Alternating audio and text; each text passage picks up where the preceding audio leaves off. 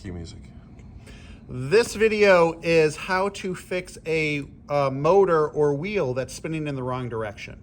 Now, we want both wheels spinning forward so the car moves forward. In this, first we want to check to make sure our motor lights are on.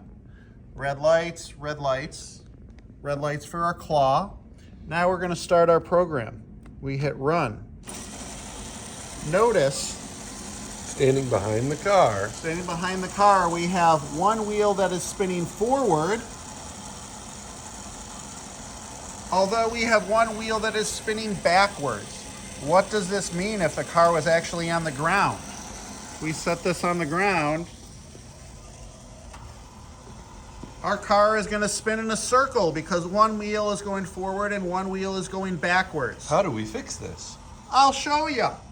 If we go over to our device settings, we have to permanently reverse that motor's direction. That will make it go forward. So both wheels are spinning forward, and that will correct the issue.